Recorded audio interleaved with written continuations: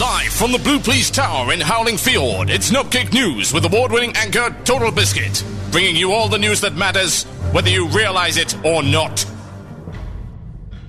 Welcome to this week's edition of Nopcake News. Coming up later in the program, an exclusive look at the new Naxxramas instance planned for Cataclysm. Blizzard says it's okay to recycle it because the Wrath version was, quote, entirely forgettable. But first, public outcry has occurred over plans to restrict players from gaining arena points by doing both 3v3 and 5v5 formats in the same week. Opponents of the new and never-before-seen change claim that their playstyle is being ruined and that 5v5 is now dead. This shocking announcement came as a surprise to 5v5 players who are now thought to have applied for zombie counselling in the Undercity to help cope with their newfound lack of life. We spoke to the leader of the opposition, Mr. Foxtail, who had this to say. As far as I'm concerned, if we have the time to do both 3v3 and 5v5, there is no reason why we shouldn't get the full benefits of both. We request, nay demand, that restrictions on the number of arena points and where they come from be completely removed. Mr. Foxtail, let me ask you this. Don't you think that this would cause some genuine balance issues, with those capable of playing both 5v5 and 3v3 games gaining far more gear at a far greater speed than those who only choose to play 3v3? Nonsense! Nobody really cares about arena rankings anyway. Who cares if we can get a full set of the latest PvP gear 3 times faster than the 3v3 players? They made their choice by choosing not to have loads of free time. With a change like this, 5v5 arena is dead. Dead, I tell you! But don't you get far more arena points from 5v5 games on a weekly basis anyway? Surely that's a significant benefit to playing them, and more to the point, sir, isn't it simply a matter of preference as to which type you play? Absolute codswallop! 5v5 is the only valid play style in arenas. It is the true style. 3v3 was brought in to appease the casuals.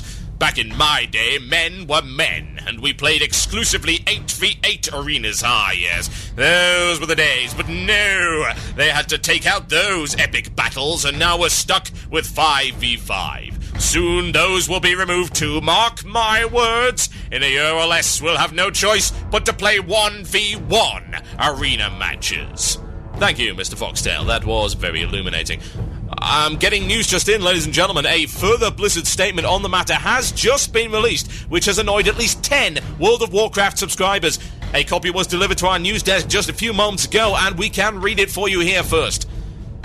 Dear bovine dumb subscribers, in conjunction with our change to the arena system, we would like to make you aware of some additions.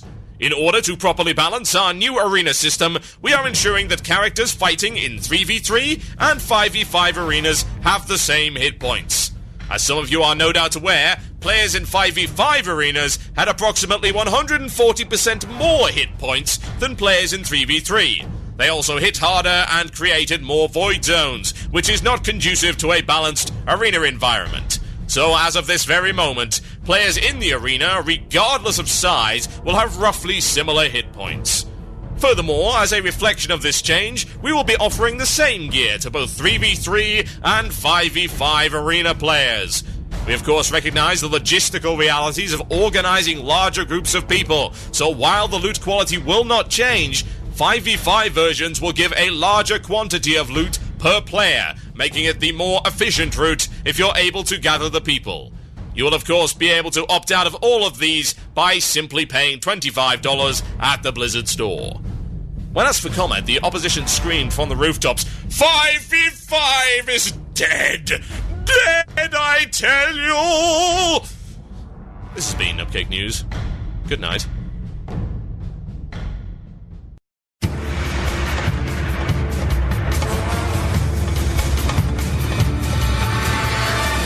Yes, indeed, folks. A point has been made, and if you don't get the satire, well, you are kind of silly. That said, I must say that people on the internet have a propensity to be very easily fooled and or trolled, as we have discovered, indeed, quite recently. Yes, I love it. You know what? This show would not even be half as successful if people were not so utterly predictable and amazingly gullible. It's good. It feels good. I'm basking in it. What can I say? Okay, let's talk about this. So, possibly one of the biggest changes to hit rating ever. You might want to have a look at it, ladies and gentlemen. Popping that one in the chat room for you if you haven't already seen it. If you're listening to the podcast, of course, it will be in the show notes on cynicalbrits.com. Go and have a look at it. Right. The essence of this is a manifesto for what's going to be happening with Cataclysm. And this is in terms of rating. So there's the main points to cover, and there is the resulting drama, bore, and crying surrounding it, which is infinitely more entertaining. Okay, so I shall read to you from the Book of Nethera, Chapter 1, verses 5 to 7. We're continuing to refine the raid progression paths in Cataclysm. We would like to share something that I've managed to scroll off the screen. There we go. We'd like to share some of the things with you today. Please enjoy. The first of the refinements being made is that we're combining all raid sizes and difficulties into a single lockout. Unlike today, 10 and 25 player modes of a single raid will share the same lockout. You can defeat each raid boss once per week per character. In other words, if you wanted to do both a 10 and 25 person raid in a single week, you need to do so on 2 different characters. Normal versus Heroic mode will be chosen on a per-boss basis in Cataclysm raids, the same way it works in Icecrown Citadel. Obviously, the raid lockout change doesn't apply in pure Icecrown terms, though, as this change goes hand in hand with a few other changes to raid progression in Cataclysm. Okay, that's the first point right there. 10 and 25-man raids are going to be sharing the same lockout. Now, it's difficult to argue for or against this without taking everything else into account. It's very easy to take a single point of this particular set of changes and then say that is bad and then rage against it. The problem is that in doing so, you're taking the whole thing out of context. You're taking away the reason, the rhyme and the rationale behind it, which would make you really incredibly stupid. I'm sorry, it would. But we know that a lot of people are crybabies and a lot of people really don't think things through. So, of course, that has happened. But we're not going to stoop to that level on this show, and we're going to wait and we'll have a look at the rest of it. So, the next point. 10 to 25-man dungeons. I don't think there's any real need to read the rest of this verbatim. 10 and 25-player dungeons will be roughly the same difficulty. Very similar. And they will drop the exact same items. Now, of course, there's good and bad things about that as well. You'll remember back, or maybe you don't, maybe you should go listen to it, January 2009. Now, I don't think that show's actually on the website. It's probably in the archives on wcradio.com still, so you might want to go and have a look at that. The thing that I said back then, it was a show all the way back then, and this was regarding the Obsidian Sanctum 3 Drakes 10-man fight. This was a big hot button at the time.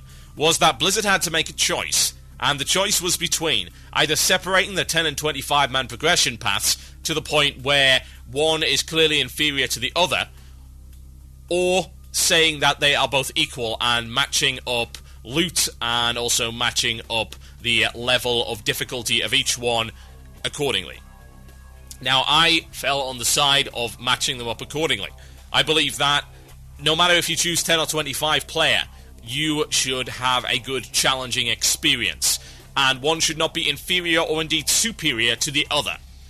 Now, bear in mind, I used to GM 40-man guilds, I GM'd a 25-man guild, I raided in multiple 25-man guilds the entirety of TBC, I raided in 25-man guilds for Wrath as well, and of course I'm now raiding a 10-man guild. I've been there, done that, and got the t-shirt across all fronts. And I don't really favour one over the other, it's more of a preference at the time kind of thing. I'm doing 10-mans right now because I feel like it. I don't overly support one format over the other.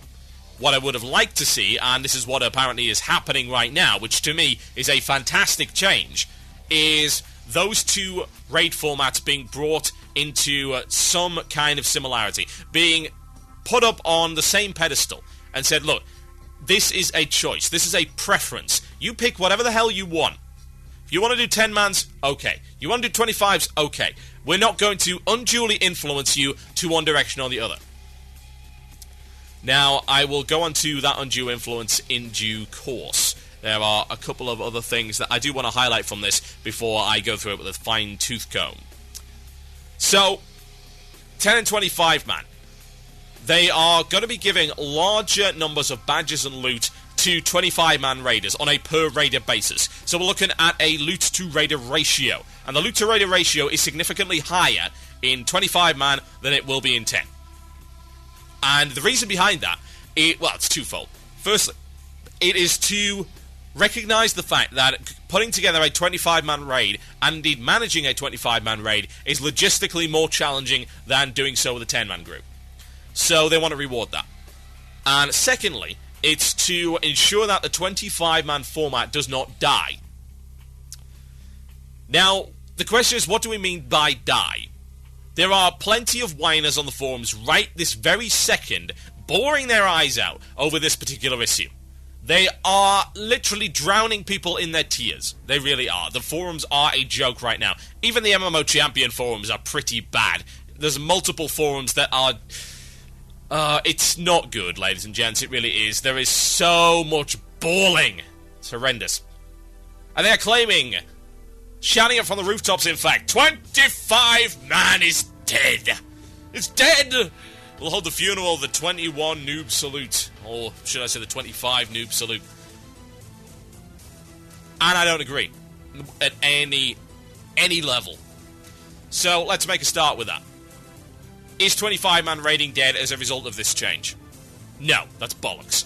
So, they're trying to make sure that 25-man raiding is appropriately rewarded by giving them more loot. As opposed to right now, where they give them better loot. So, it's quantity over quality of loot. And that is entirely reasonable. Now, the reason it's reasonable, of course, is the fact that they are generating an equality between the 10-man and 25-man progression paths. They are solidifying the idea. They are enshrining it. They are beating it into a rock, carving it into stone, that both of these paths are equally valid choices. They are preferences. If you want to raid 10, okay. You want to raid 25, okay. One should not be the preferable choice over the other. It should, as much as possible, be a personal decision. And indeed the decision of your guild as to what they want to do. Now, incentivizing the 25-man represents one thing alone. And the thing that represents is quite simply this. It represents the fact that players have a tendency to take the path of least resistance. We saw that in TBC. The easiest way to get epics was arena. And now, the easiest way to get epics is raiding. And naturally, arena popularity has gone down, raiding popularity has gone up. Raiding is easier than it was in TBC, the items are easier to get, and indeed, of course, you can get almost anything with badges. And we've seen a massive increase as well in the number of people running 5-mans, but that's partially thanks to the dungeon system. But even then, the dungeon finder is the path of least resistance. It's a good path of least resistance. I don't object to the presence of it. It's a good system. However, I do object, in fact, to the issue that players have this tendency to take the path of least resistance. Now, if you make 10 and 25-man utterly proportional, so, here's your example. You want to make them completely proportional. You do it this way. 10-man, 2 items per boss. 25-man, 5 items per boss. Done. Simple.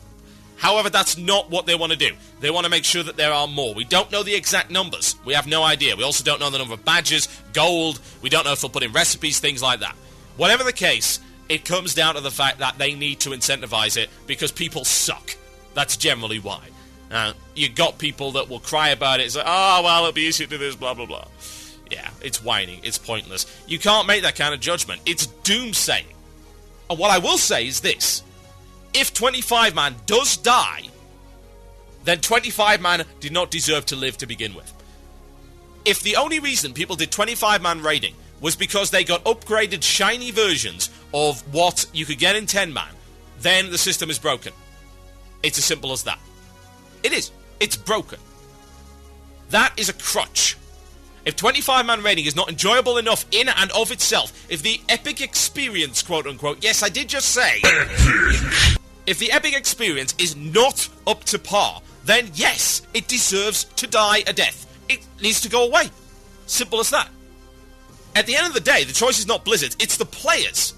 If the players choose not to do 25-man raiding, then, hey, there you go.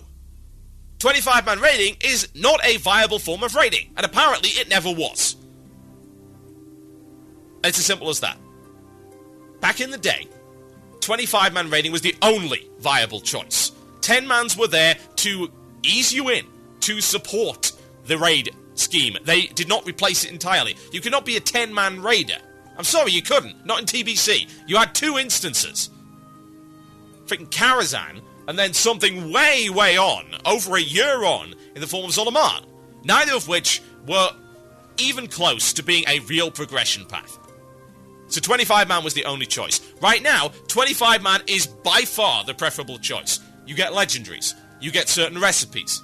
You get more badges. You get to do that daily quest. Or indeed the weekly quest that gives you like 10 frost badges. The fights are harder. The loot is better. By far, across the board.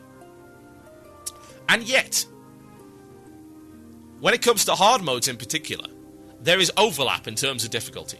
And yet, ladies and gentlemen, those 10-man encounters don't give the same amount of respect, the same amount of recognition. They don't give the same loot. And indeed, at the time of airing, please correct me if I'm wrong here, 10-man Lich King Heroic has not been killed by a purely 10-man guild. That demonstrates to me a fundamental flaw. And it comes on to what I said earlier regarding the raid lockout. Here is the reason that shared raid lockout has to exist.